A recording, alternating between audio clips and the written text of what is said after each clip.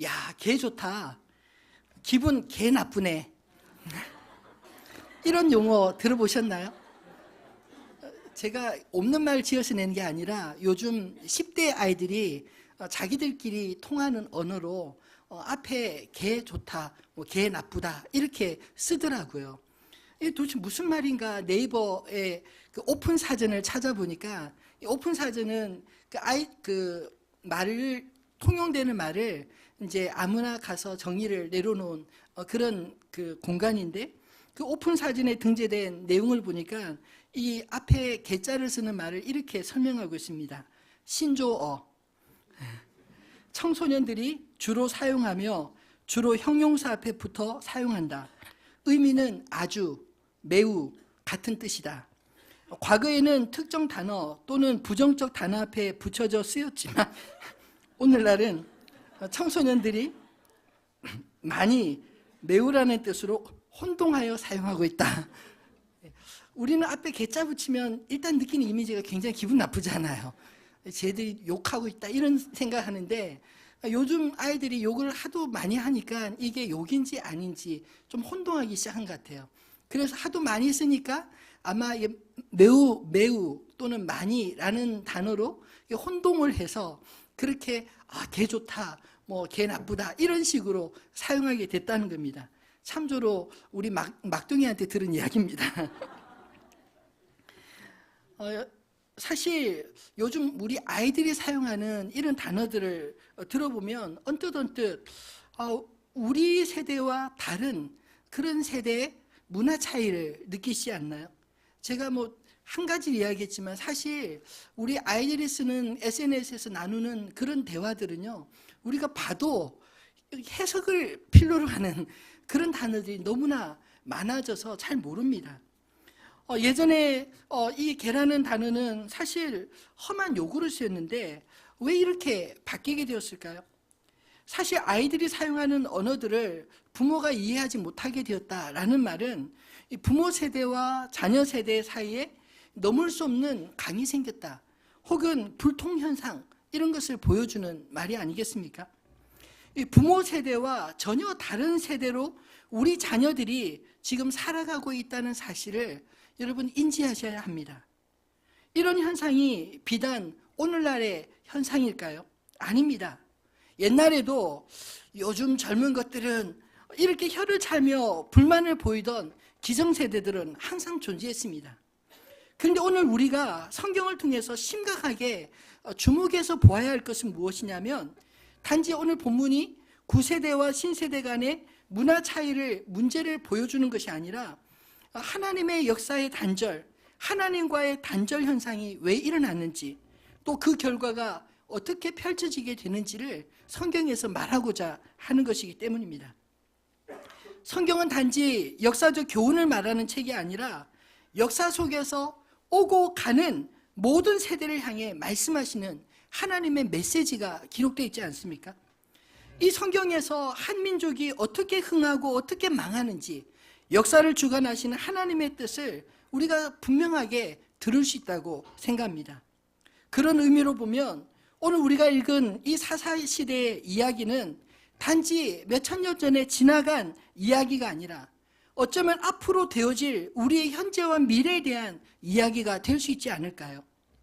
실제로 한국 사회에서 일어나고 있는 수많은 변화들 가운데 우리의 이야기임을 확실하게 느낄 수 있는 그런 대목이 있습니다. 제가 이번 주에 참석한 한 세미나에서 미국에서 오신 그 2세 목사님이 최근에 한국 대학생들 가운데 이 서울 지역을 이야기하는데요.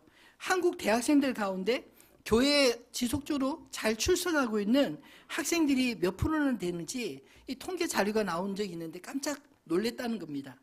1.6%라고 합니다. 근데 세계에서 가장 세속 사회라고 하는 뉴욕조차도 20대 대학생들의 그 교회 출석률이 2.6%인데 한국은 1.7%만이 교회에 정기적으로 출석한다는 통계가 나왔습니다. 2년 전에 그 청소년 사역을 하고 계시는 이 광교 지구촌 교회 김인남 목사님과 교제하면서 이런 비슷한 이야기를 들었습니다. 초등학교 학생들 중에 교회에 정기적으로 출석하는 그 인원을 조사해 보았더니 3% 내지 4% 정도밖에 안 된다는 그런 통계가 나왔다는 겁니다. 즉 100명이면 그 중에 한 서너 명, 한 50명 정도 되는 한 반, 뭐 40명이나 그 정도 되는 한 반에 교회 잘 다닌다라고 말하는 아이가 한 명 정도밖에 안 된다는, 한두 명밖에 안 된다는 말이죠. 실제로 제가 우리 아이한테 물어봤어요. 상훈아, 여경아, 니네 학교에 아이들이 그 교회 다니는 친구들 한번 반 친구들 중에 교회 다니는 몇 명이나 되니? 물었더니 한참 손을 이렇게 막 계산하다가 나하고 누구 하나 한 2명 정도 될 것 같다고 그러더라고요. 우리 딸내미도 똑같은 이야기를 하고요. 여러분, 지금 교회들 가운데 주일학교와 청년들 없는 교회가 점점 늘어나고 있는 추세인 거 알고 계십니까? 도대체 우리 시대의 한국교회에 왜 이런 일이 일어났을까요? 한때는 기독교 인구가 1000만이 되었다, 뭐 이렇게 자랑하던 한국교회가 왜 이 지경까지 되었습니까? 부모들은 교회를 잘 다니는데 왜 우리 아이들은 교회 오는 것을 그렇게 싫어하게 되었을까요? 아마 어쩌면 이처럼 급속한 이 다른 세대 현상을 방치하게 되면 오늘 본문의 11절로 15절의 결과들이 따라올 것이라는 것을 성경의 이 경고를 무시하지 마시기 바랍니다. 오늘 성경은 우리에게 왜 이런 일이 사사시대에 일어났는지, 또 오늘 우리 시대에 일어나고 있는지를 10절에 이렇게 말씀하고 있습니다. 그 세대의 사람들도 다 그 조상들에게로 돌아갔고 그 후에 일어난 다른 세대는 여호와를 알지 못하며 여호와께서 이스라엘 위하여 행하신 일도 알지 못하였더라. 이전 세대 사람들은 다 죽고 그 후에 일어난 다른 세대들은 하나님을 알지 못했다는 것입니다. 여러분, 세대 교체는 반드시 일어나게 됩니다. 왜냐하면 우리가 영원히 살지 못하기 때문에 지금 우리의 모습이 앞으로 10년, 20년 후에는 우리 사회 모습이 우리의 모습대로가 아니라 지금 우리 또래 나이의 그 기성세대의 모습으로 그렇게 바뀌지 않겠습니까? 그런데 이 세대 교체를 온다는 사실을 성경은 분명히 경고하고 준비하라고 했지만 이 여호수아 세대 열심히 싸우고 전쟁하느라 바빠서 이 다음 세대를 잘 길러내지 못하고 준비하지 못한 그런 결과가 아니었겠습니까? 세대 교체에 실패한 결과가 이전 세대와 전혀 다른 세대가 되어버린 그 후손들은 여호와를 알지 못할 뿐만 아니라 여호와께서 이스라엘 위하여 행하신 그 모든 구원, 그 모든 것들을 다 잊어버렸다라는 것입니다. 저는 오늘 말씀을 묵상하면서 새롭게 발견하게 된 것은 하나님을 떠난 다른 세대의 결과는 바로 이전 세대의 신앙의 문제점에서부터 비롯되었다는 사실을 깨닫게 되었습니다. 도대체 이미 기성세대가 되어버린 오늘 우리들의 문제, 혹은 우리들의 그 부모님 세대의 그 신앙의 문제는 무엇이었을까요? 부끄럽지만 우리의 신앙 상태를 정직하게 오늘 주님 앞에 돌아볼 수 있는 그런 기회가 되기를 바랍니다. 첫 번째 문제는, 우리가 또 극복해야 될 이 신앙의 문제는 바로 기복 신앙 때문이라는 것입니다. 혹시 TV 프로 중에 우리 아이가 달라졌어요, 세상에 나쁜 개는 없다, 이런 프로그램 보신 적 있나요? 저도 요즘 고양이를 키우니까 이 강아지 변하는 그런 프로그램도 그 관심을 갖고 보게 되었습니다. 이 사납고 통제되지 않는 아이들 혹은 그 동물들도 행동 변화 전문가의 코치를 받고 부모들이 그 아이들에게나 혹은 그 반려견에게 대하는 태도를 조금만 바꾸니까 신기하게도 아이들이 행동이 바뀌는 모습들을 TV를 통해 확인되지 않습니까? 결국 그 프로그램을 통해서 우리에게 보여주고자 하는 메시지는 우리 아이들이 무엇을 원하는지 알지 못하기 때문에 부모 세대들이 아이들을 오해하고 내가 뭘 잘못하고 있는지 모르니까 모든 문제의 책임을 아이들에게만 돌려서 그 아이가 문제하다 이렇게 보는 현상이 되었다는 것입니다. 달라져야 될 것은 아이일까요? 아이에 대한 부모의 태도일까요? 아이에 대한 부모의 태도가 아니겠습니까? 오늘 다른 세대의 특징을 성경이 뭐라고 말하고 있나요? 그 후에 일어난 다른 세대는 여호와를 알지 못하며 라고 이야기합니다. 그들이 하나님을 알지 못하는 것은 사실 하나님을 바로 가르치지 못한 부모 세대의 책임이라 말하지 않습니까? 그렇다면 과연 부모 세대는 하나님을 잘 알고 있었을까요?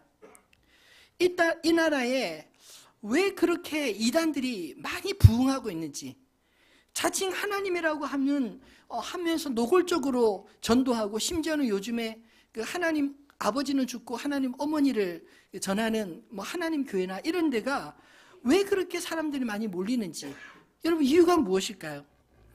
참고로 이단들은 안 믿는 사람 전도하지 않습니다. 뭘 모르는 사람 억지로 설명 하려고 안 하고요. 교회를 다니기는 다니는데 왔다 갔다 하는 사람, 그 신앙에 줏대 없는 사람, 혹은 그 열심이 없는 사람, 혹은 교회에 대해서 실망한 사람, 이런 사람들에게 찾아가서 마치 복음인 양 자신들의 그 주장을 설파하곤 합니다. 이렇게 이단이 빠지는 이유를 호세아 선지자는 그 원인을 이렇게 말하고 있습니다. 호세아서 4장 6절 말씀 한번 읽어볼까요? 내 백성이 지식이 없으므로 망하는도다. 내가 지식을 버렸으니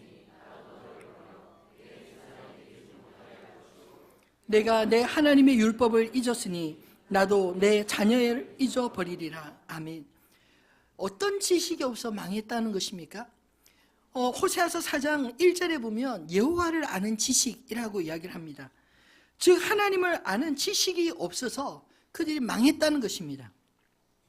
오늘 한국 교회적으로나 우리 가정의 내부적으로나 다음 세대로의 이 세대교체의 위기를 심하게 이처럼 겪고 있다면 그 이유는 신앙 부흥 시대에 우리가 간과하고 감추어진 문제들이 이제 하나하나씩 드러나는 이유가 아닐까요? 마치 여호수아 시대에 가나안 정복 전쟁에서 승승장구하던 그들에게도 잠재된 문제가 있었는데 그 문제가 한 세대를 거치면서 뚜렷하게 드러나게 된 것처럼 말입니다. 저는 그것을 기복신앙의 후유증이라고 말하고 싶습니다. 기복신앙은 다른 말로 하면 이방 종교와 다를 바 없는 자기 중심적 신앙, 자기에게 유익하다고 생각하는 복만 쫓아가는 그런 신앙을 가리키는 겁니다. 그동안 교회가 하나님을 바르게 가르치지 않고 성도들이 원하는 성공의 비결과 인간 행복의 비결을 마치 복음인 양, 여러분도 한 번씩 받아보셨을 텐데 전도지에 보면 가정의 행복한 가정의 10가지 비결 이런 거 있잖아요. 10계명 이런 것들을 전도지로 만들어서 돌리지 않습니까? 마치 예수 믿으면 내가 원하는 그런 행복, 내가 원하는 평강, 그런 것들이 주어질 것처럼 그렇게 이야기한다는 것입니다. 목회자들이 하나님 중심의 목회가 아니라 인간 중심의 목회를 했기 때문에 아닐까요? 하나님의 말씀을 목회자의 리더십을 위한 도구로 이용했기 때문에 하나님이 아닌 목회자의 권위만 하나님처럼 높아진 건 아닙니까? 목사님 잘 섬겨야 복 받는다. 많이 들어본 이야기시죠? 틀린 말입니다. 제가 목사이지만 감히 말씀드릴 수 있는 것은 목사를 잘 섬겨 복 받는 것이 아니라 목사가 전하는 하나님 말씀을 잘 듣고 그 말씀에 하나님 앞에 순종해야 하나님이 복을 주시는 것입니다. 목사를 섬겨서 목사가 복을 주는 것이 아니라 하나님이 우리의 신앙을 보고 우리의 믿음을 보시고 하나님께서 그 말씀대로 사는 자에게 말씀대로 축복하시는 것입니다. 여러분, 우리 자녀 세대가 신앙의 회의를 느끼는 이유가 무엇일까요? 어쩌면 우리가 하나님 중심으로 살지 못하고 사람 중심으로 사는 모습만 보여줬기 때문은 아닌가요? 그래서 실망해서 아빠 엄마가 말하는 것과 실제 삶의 모습이 다른 것을 보고 그래서 교회를 점점 회피하는 것은 아닙니까? 말과 행동이 다른 이중적인 모습, 그것은 오히려 우리 자녀들을 혼동에 빠지게 만들 때가 많은 것입니다. 여러분, 복을 쫓아가는 기복신앙 어떻게 극복해야 할까요? 호세아서 6장 1절로 3절에 보면 오라 우리가 여호와께로 돌아가자. 여호와께서 우리를 찢으셨으나 도로 낫게 하실 것이요 우리를 치셨으나 싸매어 주실 것임이라. 여호와께서 이틀 후에 우리를 살리시며 셋째 날에 우리를 일으키시리니 우리가 그의 앞에서 살리라. 그러므로 우리가 여호와를 알자, 힘써 여호와를 알자. 그의 나타나심은 새벽빛같이 어김이 없나니 비와 같이 땅을 적시는 늦은 비와 같이 우리에게 임하시리라 하니라. 여러분, 하나님께로 돌아가는 것, 하나님을 알되 힘써 여호와를 아는 그 신앙이 회복되어야 될 줄 믿습니다. 변치 않으신 하나님의 사랑이 여호와께로 돌아가는 자, 그분을 알기 힘쓰는 그 자를 하나님께서 직접 만나주시고 은혜를 주신다는 말씀 아닙니까? 하나님은 인격적인 분이십니다. 우리가 구하면 주실 것이고 찾으면 찾아낼 수 있게 하시고 문을 두드리면 친히 우리를 향해 활짝 열어주시는 분이심을 믿으시기 바랍니다. 어떻게 하나님 우리가 만날 수 있습니까? 성경을 통해서 하나님의 음성을 듣고 기도를 통해 하나님께 내 마음을 열어드리면 하나님께서 함께 하시고 하나님이 내 삶을 이끌어 가심을 우리가 온전히 경험하게 될 줄로 믿습니다. 사도행전 17장 11절을 보면 베레아에 있는 사람들은 데살로니가에 있는 사람들보다 더 너그러워서 간절한 마음으로 말씀을 받고 이것이 그러한가 하여 날마다 성경을 사모함으로 라고 합니다. 이 베레아 사람들은 단순히 설교 말씀을, 하나님 말씀을 듣기만 한 것이 아니라 그 들은 말씀을 가지고 정말 그런가? 다시 한번 상고하고 그것을 자기 것으로 삼았다라는 것입니다. 여러분, 설교를 귀로만 듣지 마시고 여러분 눈으로 다시 말씀을 읽고 마음에 새기시기를 바랍니다. 2주 전부터 우리 순모임 교재를 지난번에 교재가 다 맞춰서 이 설교를 한 지난주 설교 내용으로 순모임 교재 만들어서 나누고 있습니다. 이 주일 말씀을 들은 것들을 그냥 흘려보내지 마시고 그 주간에 받은 은혜도 함께 순에서 나누시고 그리고 말씀을 예습하고 함께 나누면서 설교에서 제가 다 하지 못한 말들이 참 많은데 그 속에서 여러분들이 발견하고 깨닫고 누리는 여러분의 것으로 만드시는 은혜가 있기를 바랍니다. 여러분, 신앙이 무엇인가요? 우리가 하나님을 바르게 알게 될 때 하나님에 대해서 생기는 자연스럽고도 깊은 신뢰감, 이것이 신앙이 아닌가요? 제가 목회하면서 깨닫게 된 것은 목사가 할 가장 중요한 일은 우리가 하나님에 대해서 잘못 알고 있는 그 모든 오해들을 벗겨내는 것이라는 사실을 깨닫게 되었습니다. 사복음서에 보면 그 당시 하나님을 잘 믿었다고 했던 바리새인 서기관들, 종교 지도자들을 주님이 꾸짖으시고 그리고 오히려 그들에게 하나님 자신이 어떤 분이신지를 비유를 통해 또는 삶을 통해 말씀을 통해 가르치지 않습니까? 여러분, 사실 우리가 믿음 좋다고 그래도요, 우리가 알고 있는 것들이 전부가 아닙니다. 겸손해지셔야 합니다. 오히려 내가 하나님을 알아가면 알아갈수록 내가 얼마나 하나님에 대해서 오해하고 있는지를 발견하게 될 것입니다. 그래서 하나님 앞에 겸손하게 엎드리게 되고 하나님의 그 부유하심을 알 때 우리가 주님을 하나님을 온전히 바르게 섬길 수 있는 걸 아니까요. 여러분, 예수를 열심히 믿어도 내가 믿고 싶은 대로 믿고 싶은 것만 나 중심으로 믿으면 분명히 잘못된 믿음으로 흘러갈 수가 있는 것입니다. 하나님을 알지 못하는 신앙의 열심은 자기 중심으로 치우칠 수밖에 없기 때문입니다. 바른 신앙은요, 나 중심의 신앙생활이 아니라 내 삶이 하나님 중심으로 전환되어 살아가는 것을 의미합니다. 바라기는 하늘빛 우리 교회 모든 성도님들이 기복신앙을 극복하고 하나님 중심의 삶을 회복하시기를 주님의 이름으로 축원합니다. 우리의 신앙과 삶이 일치할 때 우리 자녀들은 그 삶을 보고 안심하며 따라오지 않을까요? 두 번째로 우리 자녀들에게 바른 신앙의 계승을 위해서 극복해야 할 것은 피상적인 신앙입니다. 다른 세대의 신앙 현상을 두 번째 원인을 오늘 본문에서 뭐라고 이야기하고 있나요? 여호와께서 이스라엘을 위하여 행하신 일도 알지 못하였더라, 이렇게 말씀하고 있습니다. 피상적 신앙의 문제는요, 하나님께서 자신을 위하여 행하신 일을 마치 나와는 전혀 상관없는 일로 무관하게 여기며 살아간다라는 것입니다. 모태신앙이라 하면서도 실제로 나 자신의 하나님을 만나지 못하면 신앙생활이라는 거에 그저 나를 좀 더 돋보이게 하는 문화생활이 되기도 하고요. 또 억지로라도 안 하면 찝찝한 의무적인 그런 행위밖에 되지 않을 수 있지 않습니까? 그러면 이런 답답한 문화와 의무로만 하나님을 만날 때는 우리 아이들이 부모 품을 떠날 때 하나님도 떠나지 않겠습니까? 지난주 하나님의 선물 구원이라는 제목으로 말씀을 나누면서 허물과 죄로 죽었던 우리를 하나님께서 어떻게 살리셨는지를 나누었습니다. 마치 부러진 나무 가지처럼 소망 없는 죽어가는 인생에게 찾아오셔서 우리 대신 그가 스스로 부러지시고 또 그 자리에 우리를 그리스도의 생명으로 함께 덧붙여서 살리시고 일으키사 하늘에 앉히시는 사건이 구원이라 말씀드리지 않았습니까? 그래서 구원은 나 혼자서 이루는 것이 아니라 나를 위해 십자가를 지신 예수 그리스도의 구원을 나의 것으로 믿고 그리스도와 함께 부활의 삶으로 살아낼 때 비록 부러졌던 나무 가지라 할지라도 주님께로 다시 접붙임을 받아 생명의 열매를 맺는 그런 인생이 된 것, 이게 복음인 것입니다. 여러분, 이렇게 놀라운 구원을 받았음에도 불구하고 여러분 안에 감격이 있으신가요? 기쁨이 있으십니까? 평안하십니까? 혹시 무덤덤하게 그저 그렇게 하루하루 한 주 한 주 신앙생활하고 있지는 않습니까?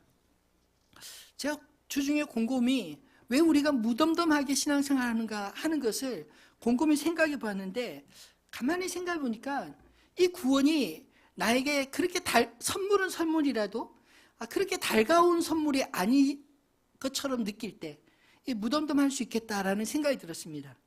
예를 들어서 구원받는 사람이 세상에 나 하나면 얼마나 좋겠어요. 옆에 다 구원받았다고 하니 별로 새로울 것도 없는 것처럼 느껴지지 않으십니까? 예수를 믿기만 하면 다 구원받는다는 것은 진리입니다. 그런데 중요한 것은 누구나 받는 것은 아닙니다. 누구나 믿을 수는 있지만 누구나 하나님을 만난 것은 아니기 때문입니다. 구원은 우리가 옆 사람 그냥 졸졸졸 따라다니다가 덩달아 받는 것이 아니라 각자가 두렵고 떨림으로 하나님 앞에 나아가서 십자가 앞에서 거듭나 하나님을 아빠 아버지라 부를 수 있어야 비로소 우리가 구원받았다라고 말할 수 있는 거 아닐까요? 지난 주일 장례를 치루었던 고 박경은 성도님의 편지 제가 읽어드렸는데, 그때 읽으면서도 참 제 마음에 아직까지도 여운으로 남는 감동이 되는 것은 무엇이냐면, 이분이 사실 예수 믿은 지 연수는 짧습니다. 불과 한 3, 4년밖에 되지 않는데 그 짧은 연수에도 이분에게는 하나님을 만난 강력한 경험이 있더라고요. 그 편지 속에서도 이분이 솔직하게 교회 앞에 이렇게 고백하지 않았습니까? 나 사실 하나님 만나기 싫었다고. 왜냐하면 하나님 앞에 서면 마치 벌거벗은 모습으로 서는 것 같으니까. 내 삶이 지나온 세월들이 얼마나 주님 앞에 비루한지, 얼마나 초라했는지 나 자신을 들키고 싶지 않아서 하나님 앞에 나오는 것이 그렇게 싫었노라, 그렇게 솔직하게 고백하지 않습니까? 그런데 그렇게 하나님 앞에 서지 않으면 하나님을 만날 수 없으니까 그게 마음으로 밀어내고 거부하고 싶었던 것입니다. 여러분, 하나님 앞에 서는 건 사실 우리 안에 설레이는 기쁨일 수도 있지만 그것만큼 부담스럽고 힘들 순간도 없을 것 같습니다. 근데 그 부담스럽고 힘든 그 순간 나 자신을 벌거벗은 듯이 주님 앞에 내려놓고 두렵고 떨림으로 주님 앞에 나아갈 때 십자가에서 벌거벗은 채로 매달려 우리의 수치를 가려주시기 위해 자신의 옷을 우리에게 내어주신 그분의 옷이 우리에게 덮여지는 은혜가 있는 줄을 믿으시기를 바랍니다.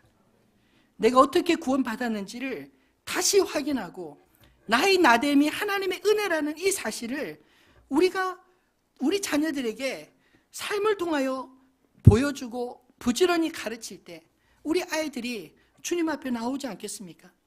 가르치지 않는데 우리 자녀들이 저절로 깨우칠 수는 없는 것입니다. 저는 지난번에도 저희 어머님의 신앙교육 방법을 말씀드렸는데, 저희 어머님은 밥상 교육을 많이 하셨습니다. 밥 먹을 때 그냥 밥만 먹습니까? 밥 먹으면서 이야기 나누잖아요. 근데 저희 어머님은 그 독실한 유교 집안에서 장녀로 태어나셨는데 초등학교 때 친구 따라 교회 가서 예수님 믿게 되고, 그리고 난 다음에 그 예수님을 배반하지 않으려고 그 할아버지, 외할아버지한테 얼마나 핍박을 많이 받으셨는지 그 핍박받은 이야기를 쭉 해주시더라고요. 그러다가 그 장로님이셨던 저희 할아버지의 아들, 우리 아버님을 또 만나게 되시고, 그리고 또 그 아버님을 통해서 그 할아버지가 어떻게 예수님을 영접했는지 그런 이야기들, 이런 이야기들 설명해 주시고, 아버님이 어떻게 그 어려운 시절을 보내시고 하나님을 만나고 또 목회자의 하기 싫은 그 길을 갔는지, 이런 이야기들 그냥 주저리 이야기를 해 주시는데, 그런 이야기들 들으면서 제 마음에 무슨 생각이 들었을까요? 호기심이 생겼습니다. 우리 어머니가 만난 하나님, 우리 할아버지가 만난 하나님, 우리 아버지를 인도하신 그 하나님이 궁금해지지 않나요? 그러니까 자연스럽게 그 신앙이 강제로 끌고 가서 가는 게 아니라 궁금해지니까 알고 싶은 거예요. 도대체 우리 아버지, 우리 어머니를 변화시킨 하나님이 어떤 분이신지, 죽을 수밖에 없었던 우리 할아버지를 살려주신 그 하나님이 어떤 분이신지 궁금해서 찾게 되는 겁니다. 만나게 되는 것입니다. 여러분, 우리 자녀들도 그렇게 신앙을 배웠으면 좋겠습니다. 그저 신앙을 마치 시험 보기 위해서 가르쳐야 되는 지식처럼, 공부 안 해? 하는 것처럼 교회 안 가? 성경 얼마나 봤어? 얼마나 외웠어? 이런 식으로 테스트하는 식으로 이렇게 하면 아이들이 신앙생활 하고 싶을까요? 학교 다니기도 싫은데 교회까지 억지로 다니라고 하니까 얼마나 불편하겠습니까? 여러분, 신명기 6장의 그 교훈을 우리 마음에 새겼으면 좋겠습니다. 신명기 6장 4절로 9절 말씀을 한번 같이 읽어볼까요? 이스라엘아 들으라, 우리 하나님 여호와는 오직 유일한 여호와이시니 너는 마음을 다하고 뜻을 다하고 힘을 다하여 내 하나님 여호와를 사랑하라. 오늘 내가 내게 명하는 이 말씀을 너는 마음에 새기고 내 자녀에게 부지런히 가르치며 집에 앉았을 때든지 길을 갈 때든지 누워 있을 때든지 일어날 때든지 이 말씀을 강론할 것이며, 너는 또 그것을 내 손목에 메어 기호를 삼으며 내 미간에 붙여 표로 삼고 또 내 집 문설주와 바깥문에 기록할지니라. 아멘. 이 말씀을 자세히 묵상해 보면 세 가지 강조점이 있는데요. 첫 번째는 아이들에게 하나님 사랑하라고 가르치기보다 너희가 먼저, 너는 마음을 다하고 뜻을 다하고 힘을 다하여 내 하나님 여호와를 사랑하라. 부모 세대에게 주시는 메시지입니다. 너희가 먼저 하나님을 사랑하라. 두 번째는 자식들에게 부지런히 가르쳐라. 그리고 그 자식들의 신앙의 환경을 만들어줘라. 머리에다 뭐를 차고 그 손목에 매어 기호를 삼고, 이런 것은 환경에 대한 중요성을 이야기하는 거 아니겠습니까? 여러분, 내가 만난 그 하나님을 내가 어떻게 만났는지, 그분이 나를 위해 무엇을 해주셨는지, 그분이 어떤 분이신지 내가 경험한 것을 이야기해주면 아이들의 마음에 호기심이 생기지 않을까요? 우리 아빠 엄마가 어떻게 이 자리에 있는지, 어떻게 삶의 그 우여곡절을 겪으면서도 믿음을 지켰는지 그것들을 알게 되면 아이들 역시 호기심이 생기고 하나님을 만나고 싶은 열망이 생기지 않겠습니까? 여러분, 신앙교육은 학교처럼 하는 교육이 아니라 이야기입니다. 삶의 스토리를 나누는 것입니다. 그리고 그 아이들 역시 자신의 삶에서 하나님을 만난 스토리를 만들어가는, 그것이 바로 신앙교육의 핵심인 것입니다. 말씀을 맺겠습니다. 여러분, 우리 자녀들도 선교의 대상이라는 사실을 기억하시기를 바랍니다. 영국과 미국과 우리나라 공통점이 있는데 선교를 잘하는 민족이었고, 동시에 지금도 선교를 잘하고 있지만 동시에 사사시대와 같은, 오늘 성경과 같은 그런 다른 세대가 불같이 일어나는, 그래서 상황이 역전되어 버린 그런 시대입니다.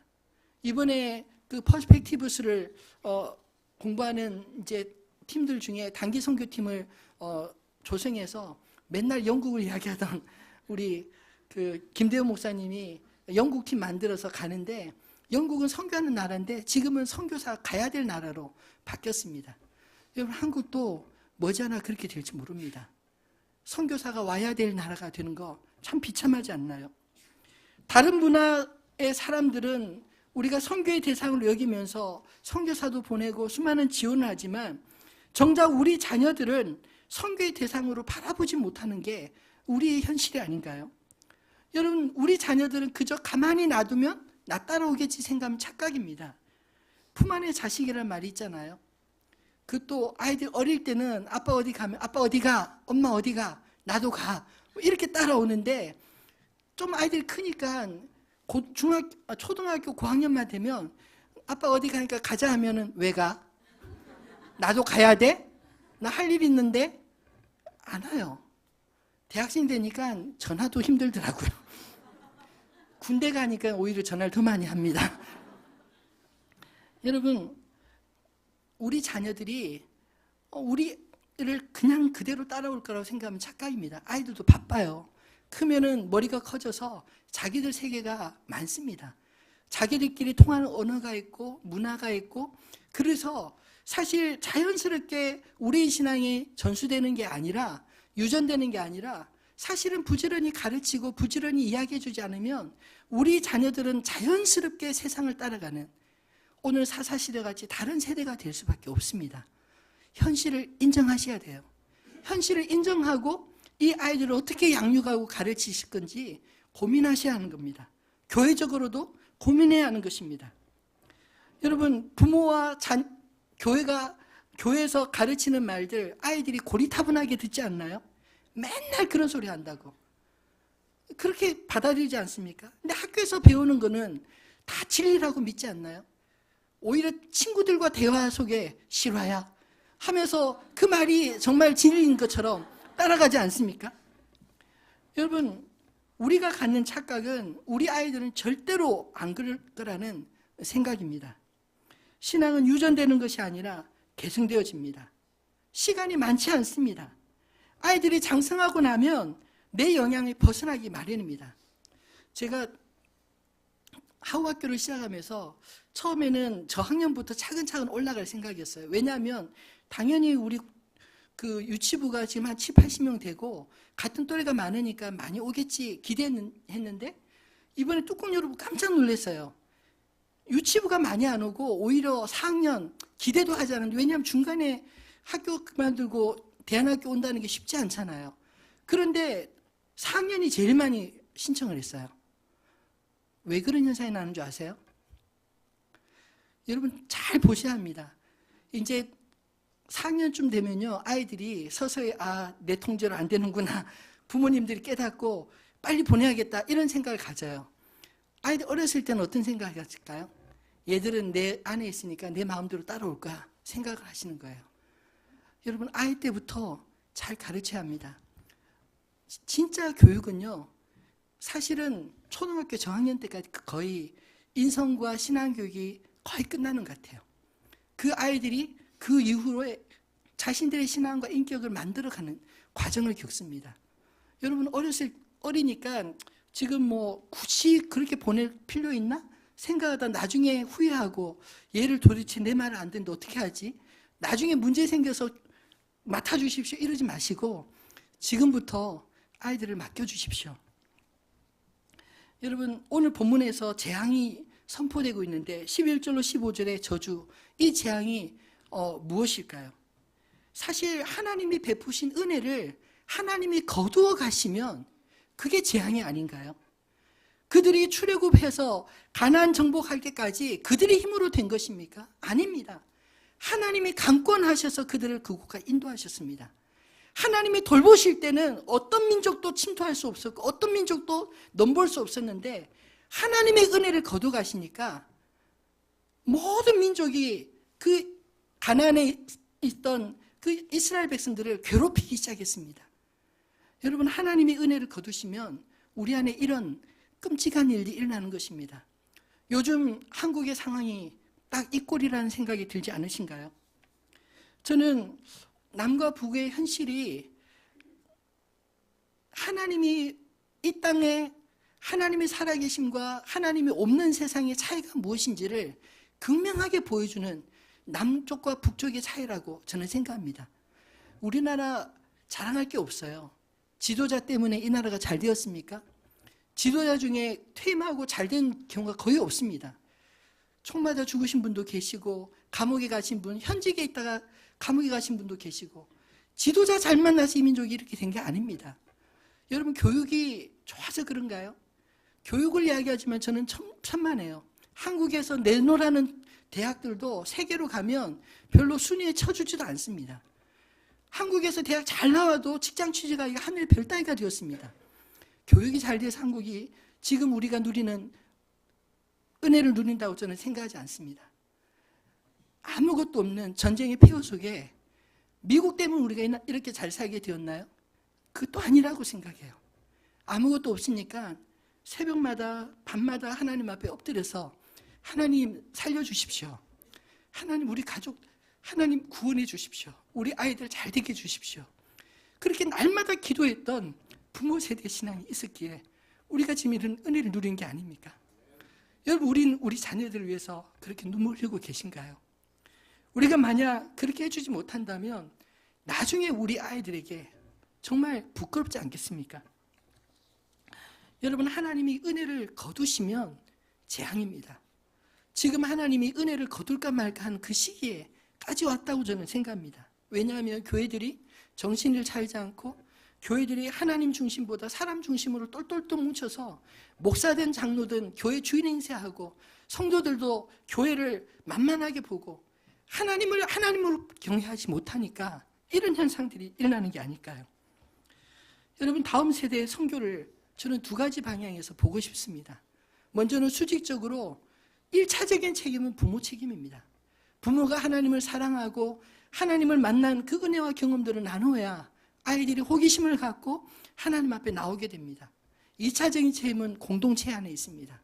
공동체가 수평적으로 그 아이들을 신앙적으로 잘 자랄 수 있는 환경과 여건을 만들어줄 때 이 아이들이 영적으로 건강하게 자라나지 않겠습니까? 저는 가정과 교회가 꼼꼼하게 그물망을 이루어서 우리 자녀들을 포기하지 않고 정말 다른 세대에서 살 수밖에 없는 이 아이들에게 믿음의 길을 가르치고 양육할 때 가만히 두면 다른 세대로 갈 수밖에 없는 우리 자녀들이 우리 신앙을 계승하는 다음 세대로 세워질 줄로 믿습니다. 지난주 세미나 기간 동안 화장실 앞에서 전 복음을 보았습니다. 그 화장실에 그 짤막한 문구가 제 마음에 이상하게 계속 가는데 꼭 그 자리만 볼일을 보는 거예요. 근데 보니까 헬런 켈러의 글이 이렇게 딱 쓰여졌는데 짧은 명언입니다. 희망 없는 세상이란 없다. 다만 희망을 잃은 몇몇 사람들이 그것을 믿을 뿐이다. 희망 없는 세상 없대요. 다만 희망을 잃은 몇몇 사람들이 그것을 믿을 뿐이다. 헬렌 켈러가 어떤 사람인지 아시잖아요. 보지 못하고 듣지 못하고 말하지 못하는 사람이었습니다. 헬렌 켈러가 말하는 희망이란 무엇일까? 곰곰이 생각해보니까 저는 하나님이라고 생각해요. 하나님 없는 세상은 없습니다. 아무리 힘들고 어렵고 아무리 절망적이어도 우리가 믿는 하나님 계십니다. 다만 하나님을 잃은 몇몇 사람들이 그것을 믿기 때문에 부정적으로 보고 안 될 거야. 요즘 세상에 애들이 어떻게 교회 와? 애들은 다 밖에 나가 놀고 뭐 교회는 늙은이들만 오는 거지. 이런 식으로 생각하는 거는 하나님 없는, 하나님을 믿지 못하는 태도 아닌가요? 저는 한국교회 위기는 어쩌면 다른 의미로 기회라고 생각합니다. 문제는 이미 다 드러났습니다. 이제 그 문제를 해결할 의지가 있느냐, 지혜가 있느냐, 어떻게 그것을 풀어나가겠느냐, 그것이 중요하지 않을까요? 우리 교회 다음 세대 자녀들이 저는 믿음의 세대로 잘 자라나게 되기를 소망합니다. 이 땅의 다음 세대를 믿음의 세대로 이끌어갈 그 신앙의 용사들로 만드는 못자리가 되도록 우리 주일학교와 주일학교를 위해서 여러분 헌신해 주시기 바랍니다. 그리고 부모가 자녀들을 가르치는 쉐마 학당에 많이 지원해 주시고 주중에 교육자들을 통해서 신앙 인재를 키워내는 꿈인 학교 보내주십시오. 그리고 특별히 내년에 시작되는 하우학교를 위해 기도하며 참여해 주시기 바랍니다. 여러분, 많은 분들이 기독교 대안학교 온실 속에 화초를 키우는 거 아니냐, 나중에 세상에 나와서 애들이 버텨낼 수 있겠느냐, 이런 이야기를 하는데 저는 그렇게 생각하지 않습니다. 기존 학교로 충분하다면 우리는 굳이 기독교 대안학교를 만들 필요도 느끼지 못했을 것입니다. 지금 우리 자녀들의 현실은 다른 세대를 만드는 교육 환경에 무방비한 상태로 방치되어 있습니다. 우리는 하우학교를 통해서 우리 자녀들을 야생화처럼 키워내서 어디다 뿌려놓아도 이 아이들이 믿음의 신앙의 뿌리를 내리고 하나님을 경외하는 다음 세대를 일으켜서 교회 안에서만 빛나는 존재가 아니라 세상 속에서도 요셉과 같이, 다니엘과 같이 그 어두운 세상 속에 하나님의 영광을 드러낼 수 있는, 세상을 구원할 수 있는 그런 인재를 키워내는 것이 그게 목적입니다. 그런 마음에 여러분 함께 동참해 주시지 않겠습니까? 기도해 주시지 않겠습니까?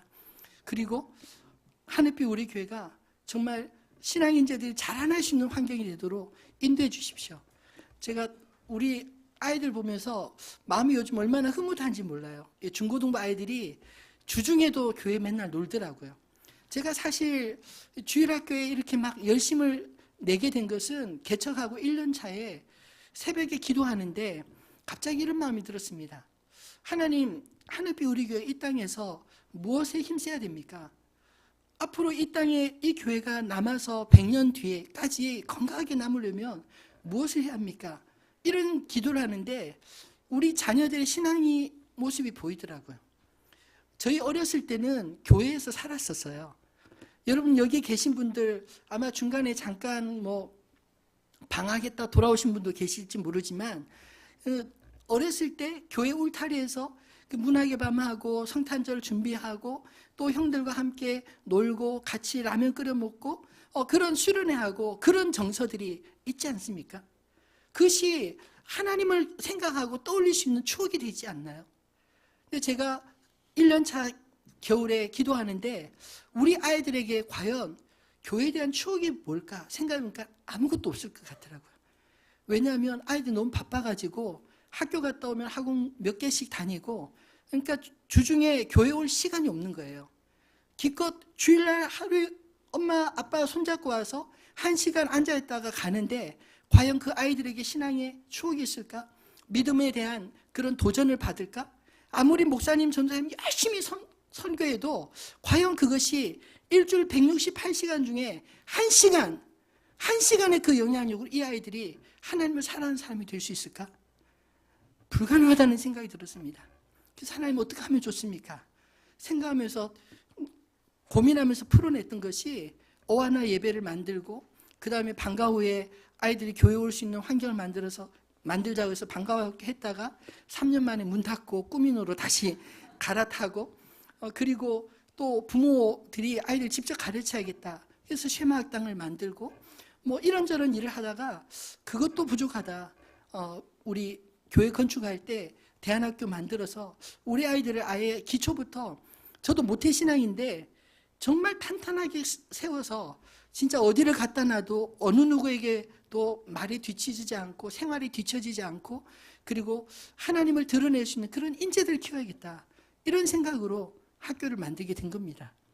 여러분, 우리 아이들이 이 공동체 울타리 안에서 추억을 만들 수 있게 도와주십시오.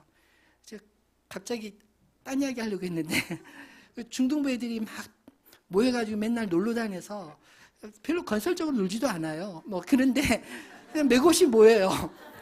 저희 애가 또 대장인데 맥없이 놀고 그러는데 여기서 놀다 보니까 좀 심심했는지 요즘 서울로 나가더라고요. 희주회 찬양 집회도 갔다 오고 그 다음에 몇 명이 또 이왕이면 우리 그 제이어스도 한번 가보자. 제이어스 또 찬양 집회도 갔다 오고 애들이 그냥 뿅 갔어요. 그래서 다음에 또 가려고 준비하고 있고 또 마커스도 한번 가보자. 애들이 자꾸만 지경을 넓혀가면서 그 믿음의 꿈을 키우더라고요. 공부는 우리 애 빼놓고 다 잘하더라고요. 여러분, 우리 아이들이 믿음 안에서 잘 자랄 수 있도록 기도해 주십시오. 그리고 그 아이들이 신앙의 울타리를 건강한 울타리를 가질 수 있도록 교사 지원을 많이 해 주십시오. 또 교회에서 하고 있는 여러 가지 일들을 가볍게 보지 마시고 기회를 자꾸 만들어 드리는데 여러분 잘 활용하셔서 더 늦기 전에 신앙의 기초를 잘 다져갈 수 있게 되기를 주님의 이름으로 축원합니다. 주신